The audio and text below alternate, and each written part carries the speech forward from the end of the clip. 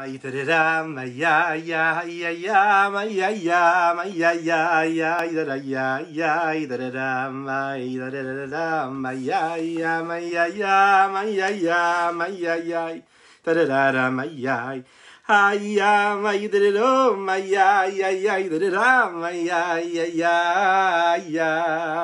diddle-dum, ay, diddle-dum, ay, diddle-dum, da-da-dum-da-da-dee-dum-da-dum-dum. Ay, diddle-dum-la, ay, diddle-dum-la-da-dee, mama, diddle-dum-la, diddle-dum-la,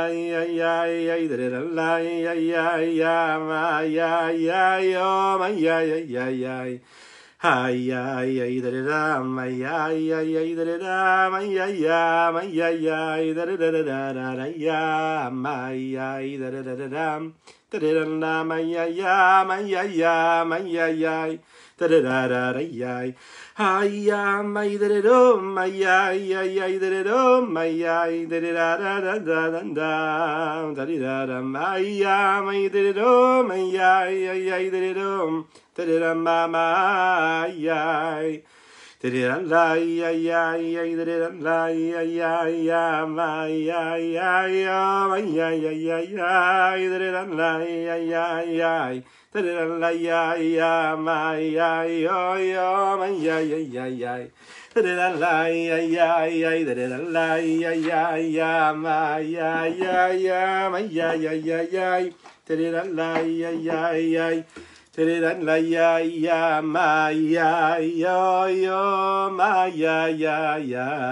ay, Erev Tov les Koulam, bonsoir, bonsoir à toutes et à tous, Shavua Tov, Shavua Tov à toutes et à tous, je suis infiniment heureux de vous retrouver en cette magnifique soirée que Dieu nous offre sur la terre. Nous sommes là pour partager un moment de Torah véritable. Pourquoi?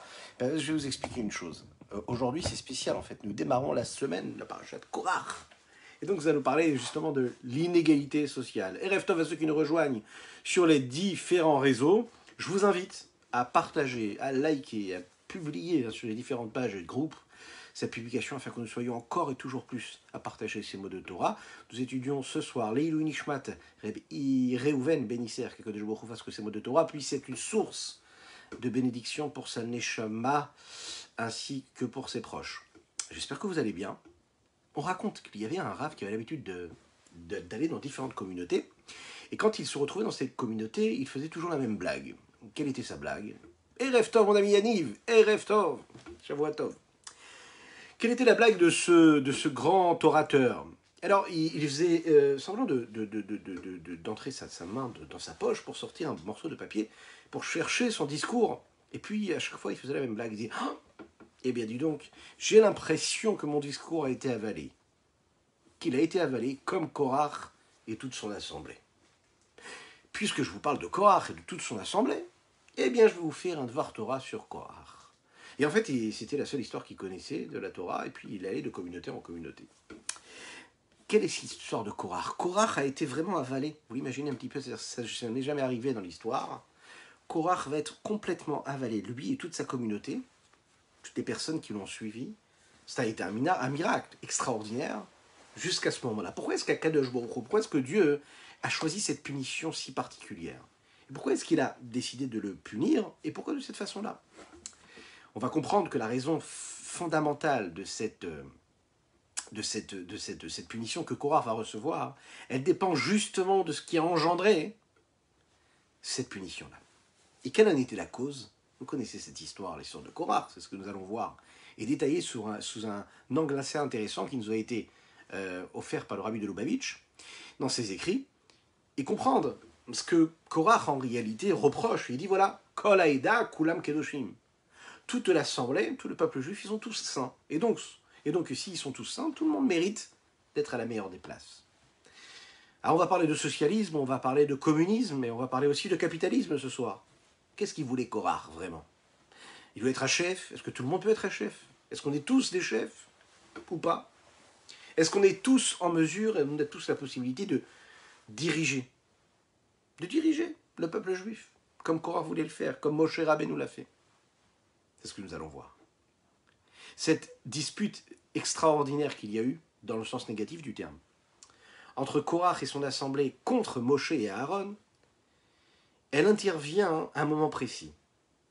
Lorsque l'on va nommer dans la tribu de Lévi les différents postes qu'ils allaient prendre et qui allaient justement donc diriger le peuple juif. Est-ce que je vous ai souhaité les Chaim à chacune et chacun d'entre vous, en souhaitant des bonnes nouvelles pour tout le monde. Les Chaim.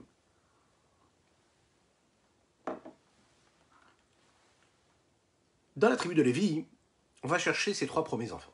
Les 3 enfants de Lévi. Lévi avait 3 enfants. Gershon, Kehat et Merari. Lorsqu'on a eu besoin de choisir un chef pour cette tribu-là, et un chef pour la famille de Kehat, Moshe Rabbeinu va choisir, selon la volonté d'Akadosh Baruch Hu, Eltsafan ben Uziel.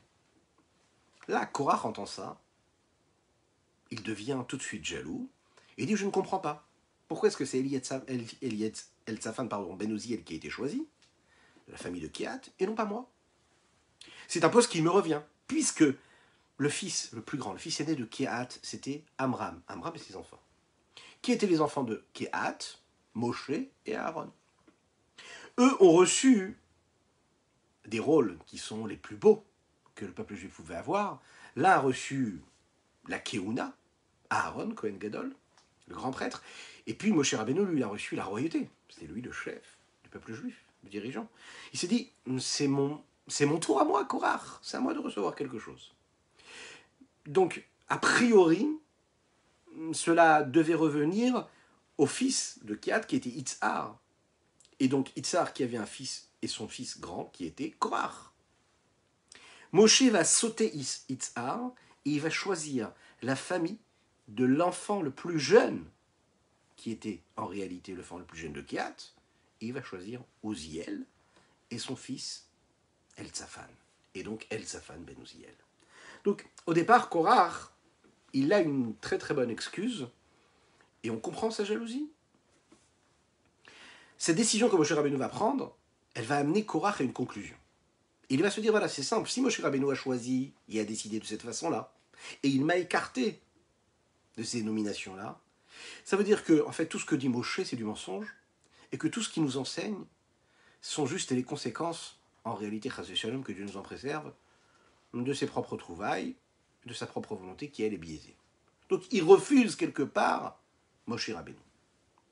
Il dit, voilà, Kol haeda kulam kedoshim, umadua titnas'u al ke'el Hashem. Toute l'assemblée est sainte. Et pourquoi est-ce que vous écartez de cette assemblée-là et vous décidez d'être supérieur à cela, à cette assemblée-là? Il est en train de dire qu'il n'y a pas de différence entre Moshe, Aaron et tout le peuple juif. On est tous en mesure d'avoir ce poste-là. Korach va donc, malheureusement, s'atteler à une mauvaise tâche et il va aller diffuser toutes ces réclamations-là auprès de lui, auprès de ses proches. Et malheureusement, comme dans les choses négatives, souvent, il y a une réussite. Et il va réussir. Malheureusement, il va d'abord prendre avec lui, vous savez, ses voisins. Les voisins qui étaient de la tribu de Réhouven. La tribu de Réhouven, c'était des personnes qui étaient assez basses, comme Datan, Aviram, On, Ben Pelet. Il va réussir vraiment à ramener avec lui 250 personnes qui étaient les responsables du peuple. Pas des hommes simples, mais des personnes assez responsables et assez importantes. On parlait ici des têtes du Sanhédrin. Imaginez ce que cela veut dire. Des gens qui étaient Anshechem. Anshechem, c'est-à-dire des gens qui avaient une grande renommée. Et lui, il va réussir à aller chercher là des gens qui avaient une bonne renommée, qui étaient connus, qui avaient du charisme, qui étaient reconnus dans le peuple. Et c'est eux qu'il va aller chercher pour les mettre dans son projet. Ils vont donc créer ce groupe-là, ils vont s'organiser, et tout cela va se baser sur ce qu'ils vont aller reprocher à Moshe Rabbeinu.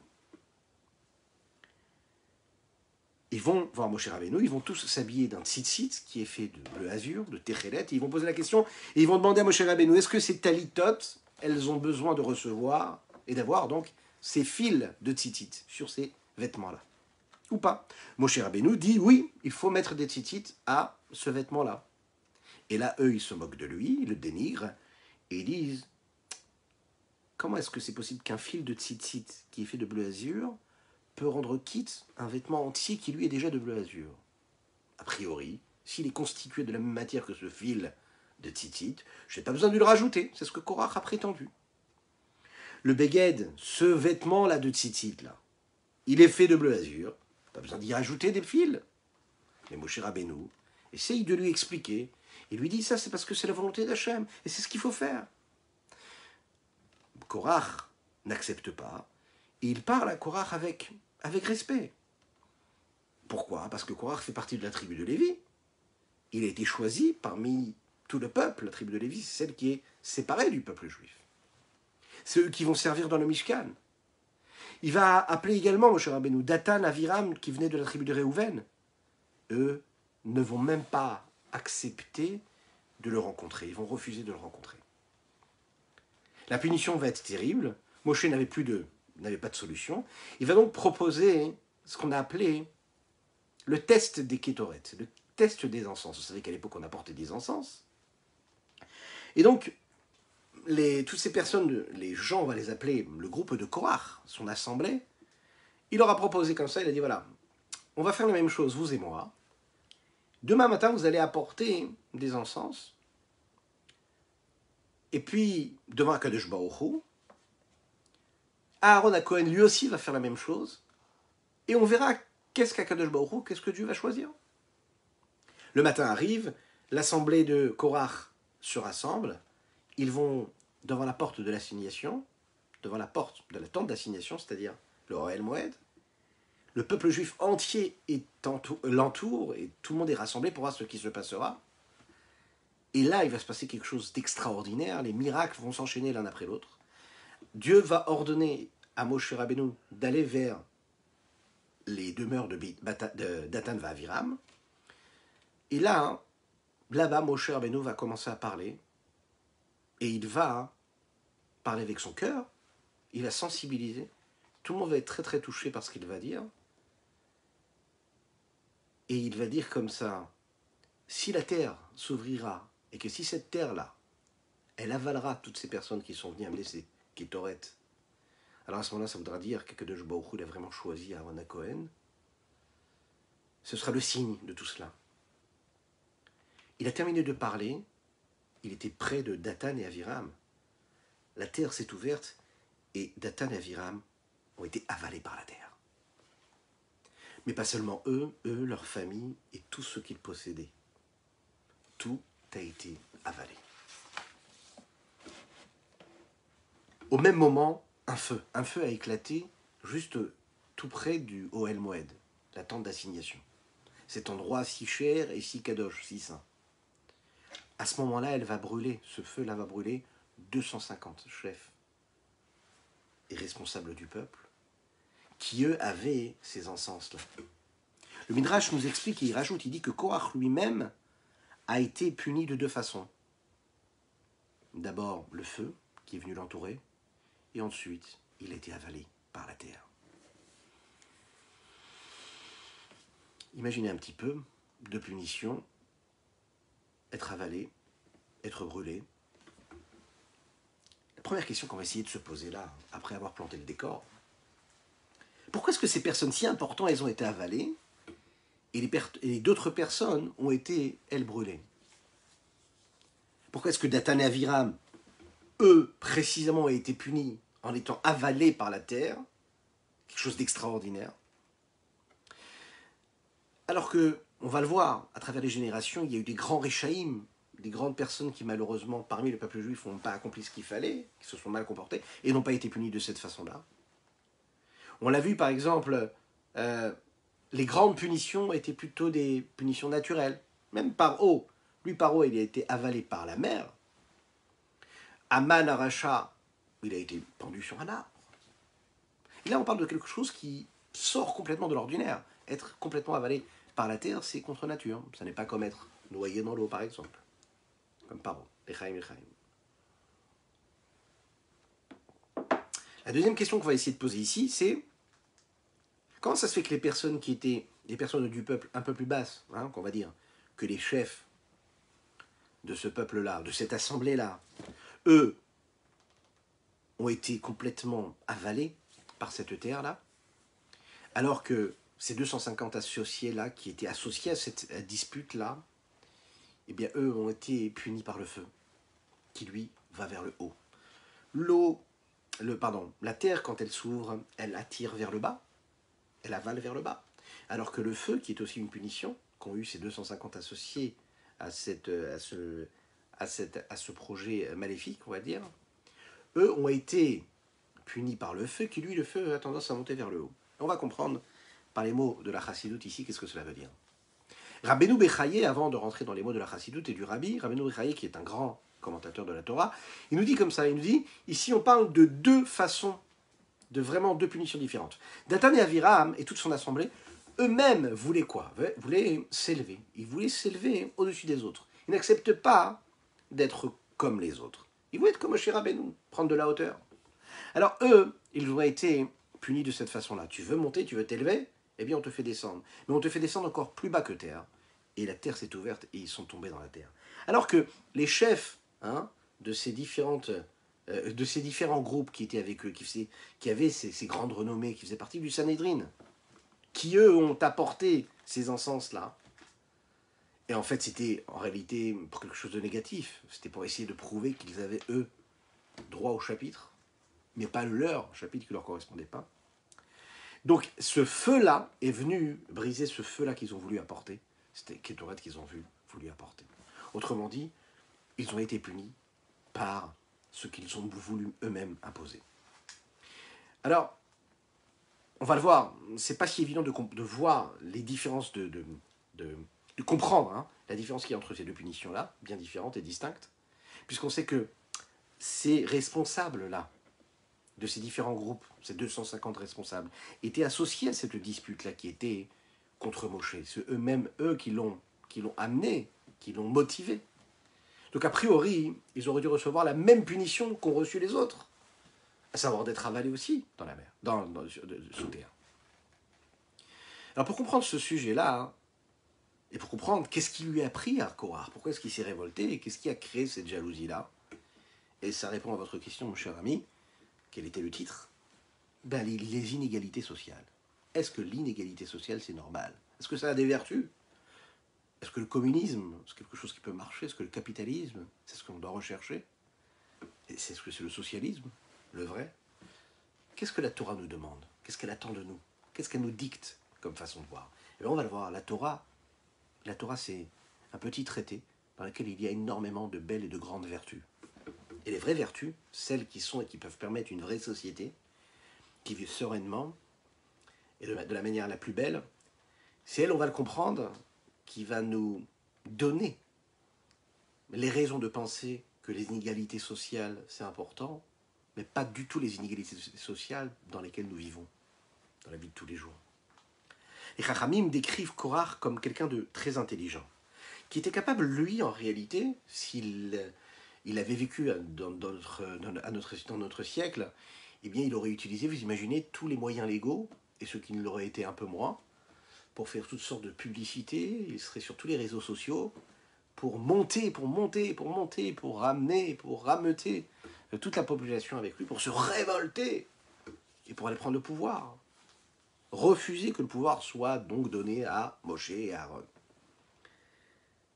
Les Chachamim nous disent que Korach était si intelligent qu'il va en réalité toucher ce que, vous allez le voir depuis la nuit des temps, c'est le sujet que les mauvais politiciens, que ceux qui sont là en réalité pour le pouvoir, et qui n'ont pas d'assez de grands talents, mais qui sont intelligents, et c'est comme ça qu'ils arrivent à attiser, qu'ils arrivent à réveiller la population, qu'ils arrivent à la remonter, afin de créer une révolte, et c'est toujours le même sujet qui revient toujours, dans tous les pays du monde, dans toutes les générations, qui revient toujours, le problème des différences sociales, le problème des différences qu'il y a entre une personne et une autre. Pourquoi est-ce que lui gagne plus? Pourquoi l'autre gagne moins? Pourquoi? Vous savez que même déjà, sans regarder ce qui se passe dans la société, regardons chez nous déjà à la maison, regardons quand on est par exemple à l'école, quand on est à la maternelle, il y a des enfants par exemple qui ont des traits de caractère, qui ont des attitudes, qui ont des vertus, dans lesquelles on est capable déjà de détecter des capacités assez particulières, et on se dit, voilà, ils sont entrepreneurs, ils sont leaders, ils ont en eux ces traits de caractère-là. C'est eux qui vont diriger. Vous avez d'autres enfants, par exemple, qui n'ont pas du tout ces traits de caractère-là. Ils sont plus discrets, plus intelligents, plus renfermés. Chacun a ses capacités, chacun a ses traits de caractère, chacun a du positif ou du négatif. Et quand on grandit, on voit que ces enfants-là, qui étaient déjà des leaders dans leur petite classe de maternelle, c'est eux qui vont grandir qui vont grandir comme des grands dirigeants, comme des grands leaders aussi. On sent déjà, chez ces enfants-là, qu'il y a ce qui va se passer un petit peu plus tard. Vous avez d'autres enfants, par exemple, qui naissent déjà avec des capacités intellectuelles assez poussées, et ils vont devenir des grands talmidei chachamim, des grands sages, des grands rabbins, des grands rabbanim, des personnes, des gens d'esprit. Et il y en a d'autres qui ne vont pas du tout se détacher, qui vont grandir tranquillement et sereinement, et qui vont construire et bâtir leur vie, leur monde. Il y a ceux, par exemple, qui vont naître avec des capacités commerciales, qui savent comment, qui sont attirés par ça. Comment est-ce que je peux gagner de l'argent? Comment je peux en gagner un peu plus, un peu moins? Mais on le sait que globalement, la majorité des personnes va grandir et vont être quoi? Salariés. On pousse à l'entrepreneuriat, mais pas tout le monde peut être un leader. Et là, Korach rentre ici, si vous voulez, dans cette histoire-là. Lui, c'était le premier dans toute l'histoire qui a essayé de résoudre ce problème-là, qui nous poursuit. Et sa solution, c'était qu'il fallait l'égalité pour tous. Il dit, les grands doivent être comme les petits. Ceux qui sont petits doivent être comme les grands. Korach, en fait, c'est le premier communiste, si vous voulez. Le premier de l'histoire. C'est lui qui dit en réalité, Kol haeda kulam kedoshim. Toute l'assemblée, c'est une assemblée qui est sainte. Il n'y a pas le plus riche, il n'y a pas le plus pauvre, il n'y a pas le plus important, on est tous importants. Il n'y a pas un moins important. Chacun peut avoir la possibilité d'être, de diriger. On a tous cette âme de leader. Il n'y a pas quelqu'un qui naît avec des attraits et des attitudes, des traits de caractère, des vertus spirituelles plus que l'autre. Voilà, on doit être tous au même niveau. C'est ce que dit Korach. Il dit non, tout le monde peut être prêt, tout le monde a entendu la même Torah au moment du don de la Torah. Quand Dieu s'est exprimé, qu'il a donné cette Torah, tout le monde a entendu ce que Dieu a dit. Et donc on a tous la possibilité de savoir comment se conduire. Et si on sait chacune et chacun comment se conduire, on est en mesure, a priori, de donner aussi les informations aux autres et de les partager et donc de diriger. Je ne sais pas ce que vous en pensez, vous. Vous pouvez partager dans les commentaires. Faites-le. Dites ce que vous en pensez de cette question-là. Comment est-ce qu'on peut gérer? Est-ce que Korach a eu raison de le dire? Ça nous correspond, c'est notre vie de tous les jours. On vit dans ces sociétés-là. Ce qu'il y a de plus compliqué et d'assez bizarre dans cette histoire-là, c'est que, a priori, on aurait pu imaginer que Korach aurait été nommé comme, on va dire, le guerrier de la paix. Ça n'est pas antinomique.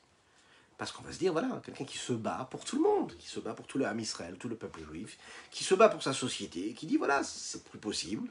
C'est pas normal qu'il n'y en ait que quelques-uns qui aient tous les honneurs, tous les pouvoirs, toutes les richesses. On veut que ce soit partagé. On a tous la possibilité de le faire. Et bizarrement, on voit qu'il ne va pas du tout être le symbole ou l'étendard de cette révolte-là de quoi? D'égalité. Mais c'est pas du tout ça du tout ce qui va se passer. Du tout. Korach va devenir le symbole de celui qui a créé une révolte et il va terminer très très mal sa vie.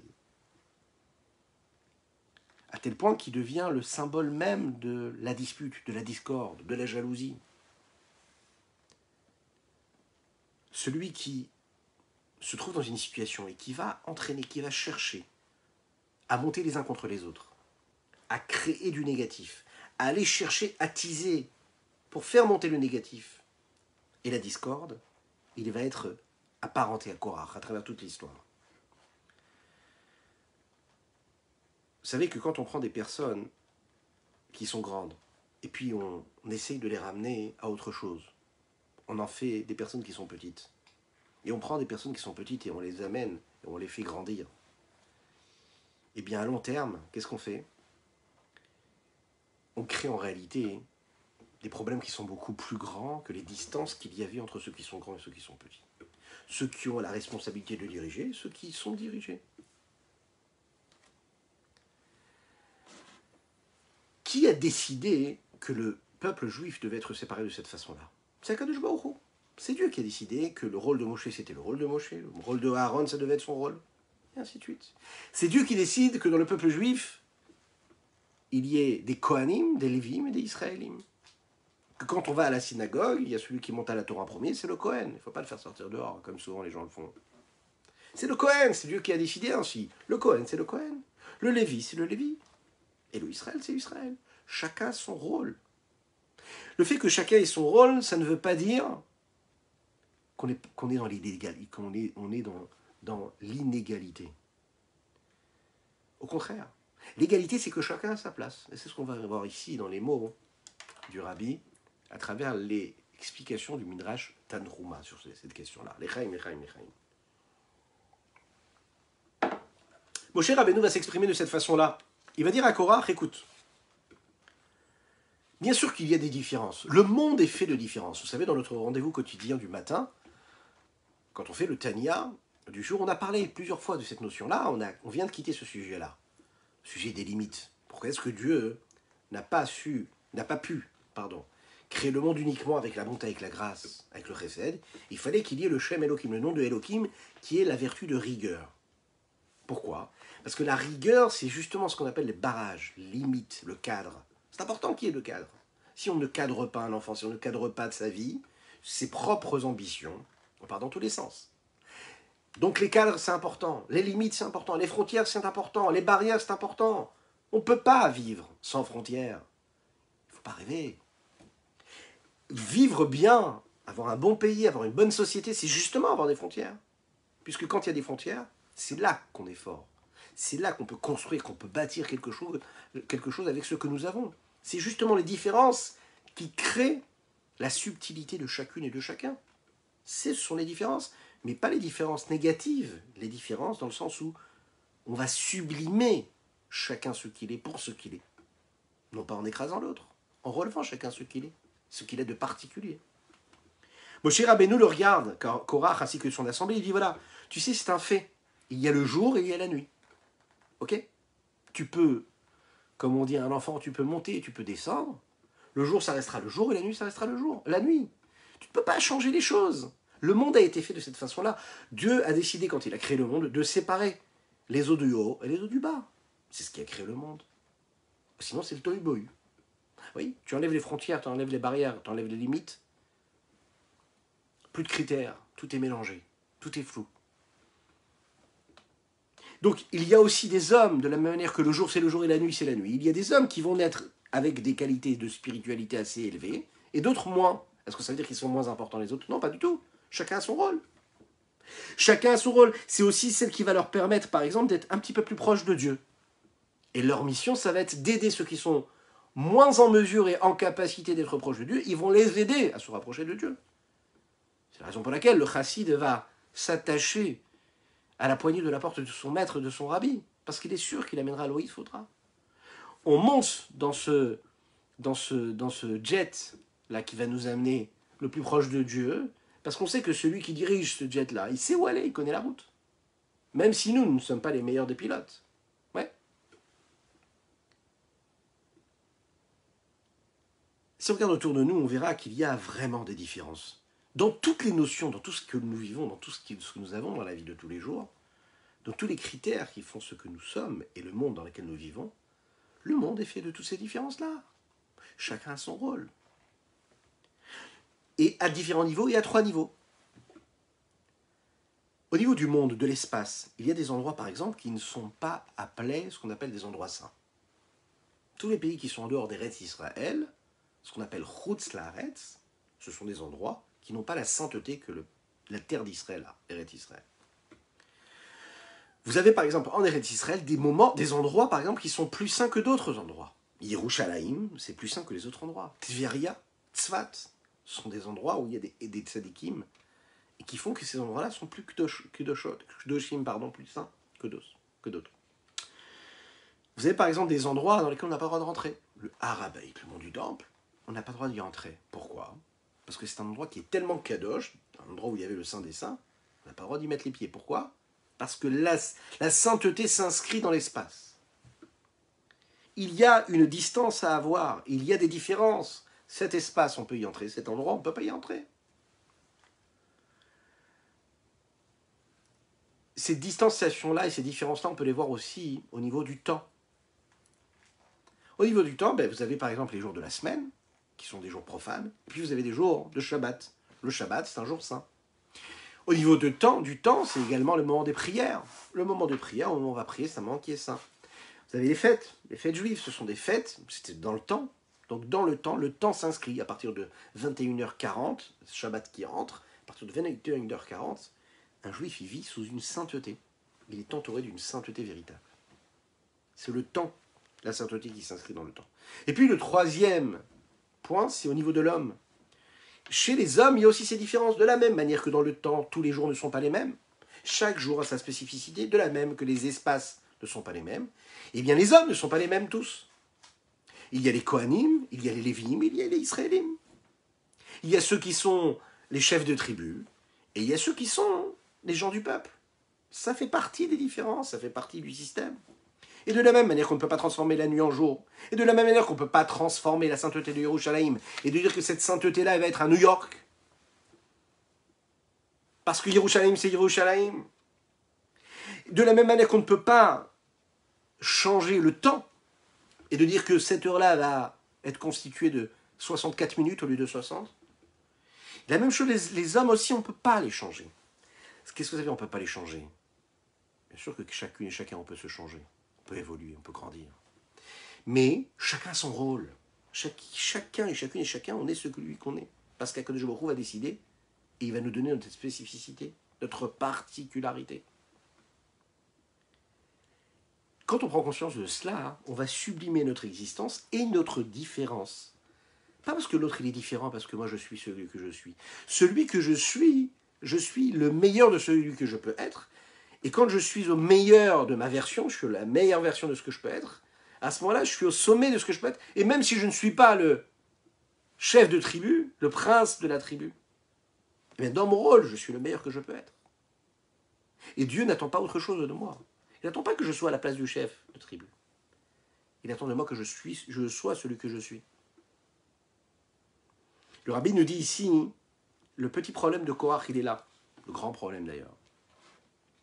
Quand on a envie d'avoir la place de celui que nous n'avons pas, c'est-à-dire celui qui est en face, ça nous fait, en fait, ça nous met dans une position où on renie les, on nie la réalité. Voilà, on essaye on se leurre, on s'imagine devoir vivre la vie d'un autre. Et c'est là où les problèmes commencent. Tu veux avoir la voiture que l'autre a, mais tu n'as pas compris que ce n'est pas du tout ton but sur Terre d'avoir la voiture ou la maison que l'autre il a. Tu veux avoir sa situation, tu veux avoir sa place, mais ce n'est pas du tout ce qu'on attend de toi, ce n'est pas ta mission sur Terre. Ta mission, c'est peut-être en réalité de faire ce que tu as à faire, et que si tu ne fais pas ce que tu as à faire, tu vas déranger ce que l'autre a besoin de faire dans sa mission.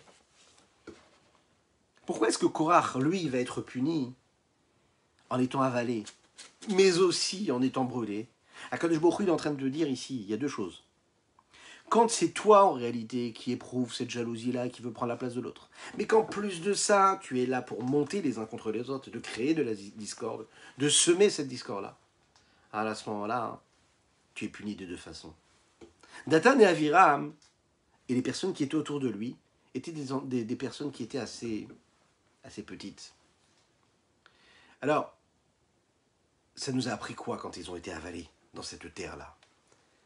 Que l'égalité peut parfois entraîner l'homme à se retrouver à un niveau qui est moins important que celui où il est, parce qu'il va déranger ces personnes-là qui vivent dans la réalité dans laquelle ils sont, et qui correspondent à ce qu'ils doivent avoir dans leur vie. Alors que les chefs de tribus et les chefs d'assemblée, qui eux avaient une belle renommée, qui étaient reconnus de toutes et de tous, eux vont être brûlés. Ils vont monter vers le haut, comme le feu qui monte vers le haut. Pour t'apprendre qu'en réalité, cette égalité-là, que tu as recherchée, elle a entraîné en réalité complètement l'inverse. Elle a fait que tu t'es éloigné du haut, de ce qui était en haut. Et encore plus que cela, elle t'a fait abandonner ce qui était en bas. Cette recherche-là, cette quête d'égalité, en fait, a amené complètement des conséquences qui étaient complètement inverses. Le Rabbi de Lubavitch nous explique ici qu'elle a séparé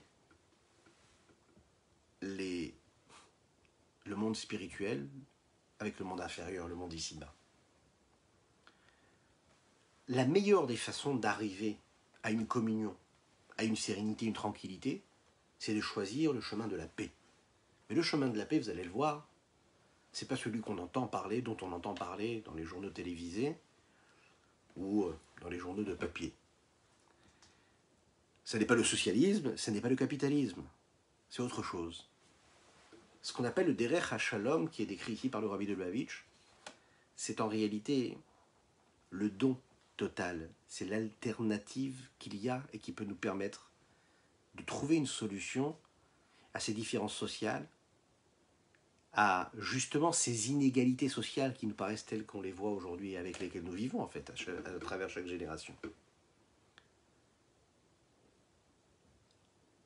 Dans toutes les sociétés qu'on a voulu nous vendre, que ce soit une société communiste ou capitaliste, la recherche profonde de chacune et de chacun, c'est son propre intérêt. Dans le communisme, on est tous égaux, mais parce qu'on a tous un intérêt, et notre intérêt, il est peut-être commun, mais il est propre, il est personnel. On ne pense pas à l'autre en réalité, on pense à soi. Dans le capitalisme, pas besoin de le décrire. Le capitalisme est basé sur quoi? Sur le profit personnel. Vient le Rabbi ici, à travers les midrashim que nous avons apportés ici, et nous donne une alternative. Le don de soi. Pas pour ce que cela peut m'apporter, le don pour l'autre. Parce que je dois donner. C'est pas du tout la même vie. Lorsque l'on s'inscrit dans cette vertu-là, on est en train de créer non pas seulement une quête d'un bonheur personnel, d'un enrichissement personnel, mais on est en train justement de faire partie d'un très très grand projet, qui est le projet que Dieu a initié quand il crée le monde, et qui nous a créé chacune et chacun, qu'il a insufflé en nous lorsqu'il nous a créés. Et quand on fait partie du peuple juif, on va permettre à ce grand puzzle de la vie, du monde, de l'humanité, de trouver sa place là où elle faut, et où il faut, et comme il le faut.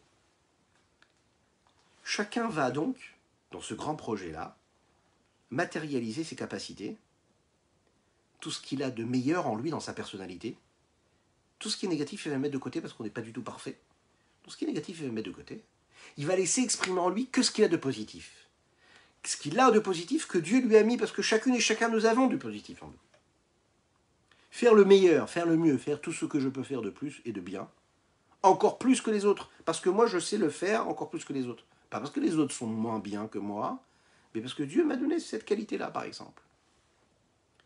Et donc, quand je fais et que je sublime et que je me lève le matin avec cette force-là, qui me pousse et qui me dit « je vais faire le mieux que de ce que je peux faire », par rapport à ce que Dieu m'a donné, pas par rapport à ce que l'autre a, ou par rapport à ce que moi j'aimerais être, par rapport à ce que l'autre est.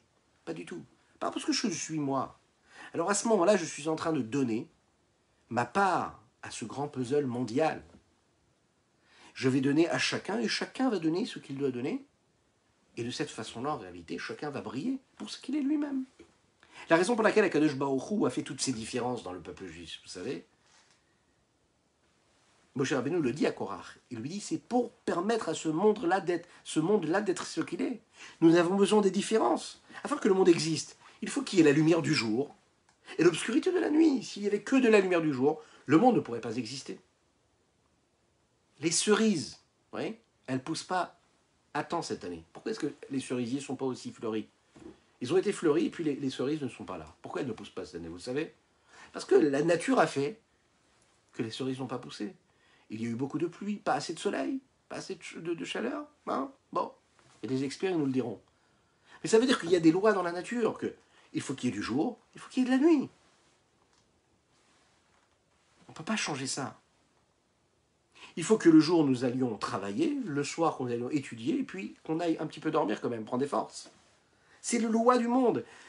Akadosh Baruch Hu a fait en sorte qu'il y ait des personnes qui ont des capacités particulières, qui sont eux, nous, les leaders, les dirigeants, ceux qui sont capables d'amener un pays, une nation aux plus belles réalisations. Et puis il y a ceux qui sont là pour se lever et aller travailler dans le chantier. Ceux qui vont aller ouvrir leur commerce. ceux qui aimeraient se retrouver devant un ordinateur. Chacun, il a sa mission. Et si chacun fait ce qu'il a à faire, alors à ce moment-là, il prend la part et il permet à ce monde-là de devenir vraiment un monde magnifique, réussi, abouti. Et à trois niveaux dans les 3 points dont nous avons parlé tout à l'heure. Au niveau du monde, d'un côté, nous avons le Beth Amikdash qui, lui, influençait le monde entier. D'un autre côté, le Beth Amikdash, il a été construit à partir de quoi? À partir de dons, à partir de partage, à partir et grâce à l'effort physique du Ham Israël, des hommes et des femmes qui ont prélevé, qui ont donné, qui ont permis la construction de ce Beth Amikdash, de ce temple-là. De telle façon que ce Beth Amikdash, une fois qu'il a été construit, a rendu de la Gdusha, de la sainteté, à l'humanité tout entière. Il a rendu ce qu'il a reçu. Il s'est enrichi de ces différentes personnes-là qui ont apporté, et de cette richesse-là, il a pu rendre donc à tout le monde et à toutes et à tous. Nous avons donné au Beth Amikdash, si l'on veut, les bases, les fondements physiques, matériels, et puis lui nous a rendu le spirituel. Au niveau du temps, prenez le jour de Shabbat. Le jour de Shabbat, vous savez, on dit Mine midbarechim kol yamin. Ça veut dire que du jour de Shabbat, tous les jours de la semaine sont bénis. Le jour de Shabbat bénit tous les jours de la semaine. Le jour de Shabbat donne à l'homme en fait une forme d'élévation. Il se coupe du monde, de la matérialité, de tout ce qui est profane. Il s'élève, il se purifie. Et cette lumière-là, cette intensité, cette gdusha qu'il peut acquérir, il l'a parce que Dieu a inscrit le temps de cette façon-là. Qu'il a dit, à partir de cette heure-là, le vendredi, nous rentrons dans le Shabbat. Et comme c'est Shabbat, c'est Kadosh, c'est ça. On ne peut rien y faire, c'est comme ça. D'un autre côté, le Kohen, par exemple. Le Shabbat, il le fait comme tout le monde. Il est peut-être Kohen, mais au niveau du temps, il est au même niveau que le peuple juif tout entier. Quand il va à la synagogue, il faut le laisser monter en premier à la Torah. Mais à tous les niveaux, il est comme le juif. Il va respecter le Shabbat, le juif simple, normal, de la même manière. Maintenant, un homme, pour qu'il puisse vivre le jour de Shabbat comme un jour saint, un jour particulier, tous les autres jours de la semaine, il va aller travailler. Adam, Léamal l'homme, il a été créé, il est né pour se fatiguer, c'est comme ça. C'est normal. Il ne faut pas être surpris quand on se dit, mais j'ai beaucoup travaillé, je suis fatigué. Mais c'est normal. Tu es fatigué, mais parce que tu as travaillé. Et parce que Dieu l'a voulu ainsi. Quand tu travailles, tu te fatigues. Mais quand tu as travaillé pendant les 6 jours de la semaine, tu arrives le jour de Shabbat. Là, tu peux te reposer. Bien sûr, nous parlons ici de repos spirituel, qui lui régénère également le repos et qui permet le renouvellement des forces matérielles et physiques. Et puis, au troisième niveau, vous avez, au niveau de l'âme, les différences qui touchent les hommes. Bien, le Kohen, lui, le Kohen, c'est un tzaddik, c'est un grand. C'est lui qui donne la bracha, la bénédiction, la sainteté au Ham Israël. C'est lui qui est cette main là d'Akadosh Baruch Hu qui nous suit chacune et chacun. D'un autre côté, le Kohen, lui, ne peut pas travailler. De quoi il vit le Kohen? Il vit de ce que les autres vont lui donner. Le Kohen n'avait pas de travail, il n'avait pas le droit d'aller ouvrir une boutique. Il n'avait pas le droit d'investir dans l'immobilier. Peut-être, je ne sais pas. En tout cas, le Kohen, lui, il recevait les tzedakot du Ham Israël, ce que chacun lui donnait. Et sa mission, parce qu'il recevait, c'était de leur rendre cette sainteté-là quand il allait servir au Beth Amikdash, à Kadosh Baruch Hu Dieu. C'était donc l'envoyé du peuple. Le Kohen, il n'est pas plus élevé que le Ham Israël, que les autres hommes du peuple, et qu'on voudrait donc tous sa place. C'est pas du tout cela. On est très fiers d'avoir le Kohen. Le Kohen, lui, n'a rien d'autre à faire que de cela, que de quoi? De nous représenter auprès de Dieu, et ensuite d'être ce réceptacle-là de bénédiction qui va nous rendre comme un boomerang. En un seul mot, boomerang. Allez, dans des mots simples pour conclure. Un homme riche qui donne de l'argent à un homme pauvre. D'un côté, on peut lui dire qu'il lui a donné la vie. De l'autre côté, vous savez très bien que c'est les vases communicants. Ça veut dire que cette tzedaka-là, cette tzedaka que ce riche-là a donné à ce pauvre-là, lui a permis d'élever tout ce qu'il a pu travailler, tout ce qu'il a pu faire comme argent pendant cette journée ou ce mois ou cette semaine.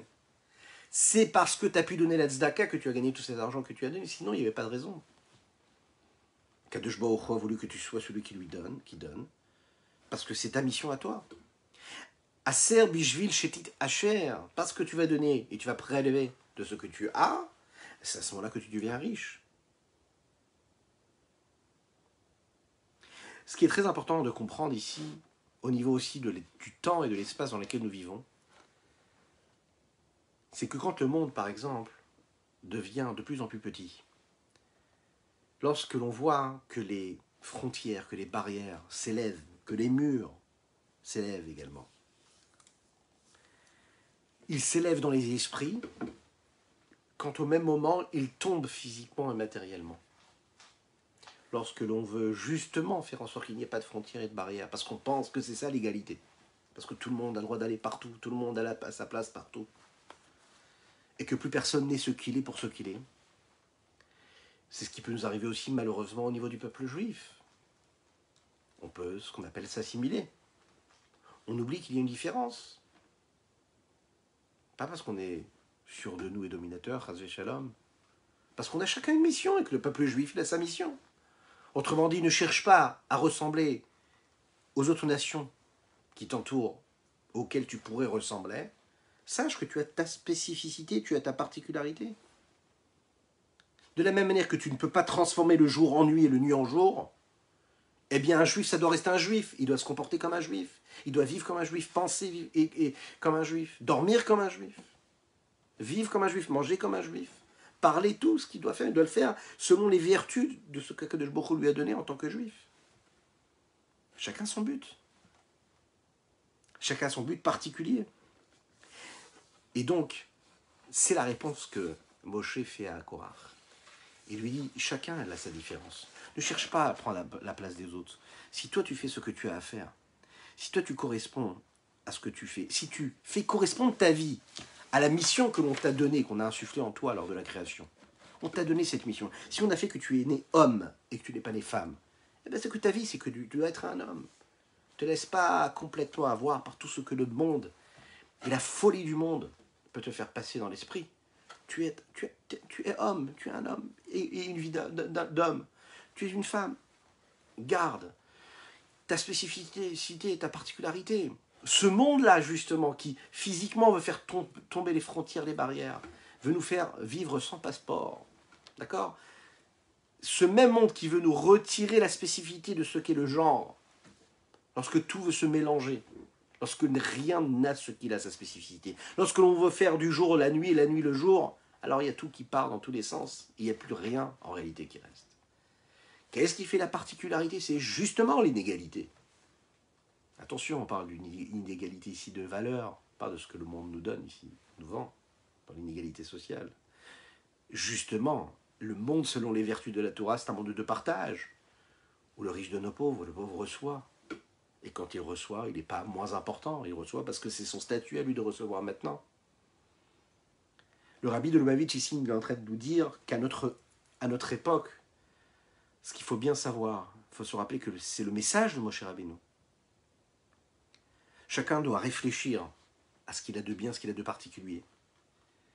Chacun doit insuffler dans l'éducation des enfants ces valeurs-là, afin que l'on n'oublie pas que les différences de genre, d'état, de frontières et de barrières sont nécessaires pour une vie sereine et pour, justement, prendre cette route-là, ce chemin de paix, qui amène la paix, la tranquillité en réalité. Voilà ce qu'on pouvait dire sur ce sujet magnifique.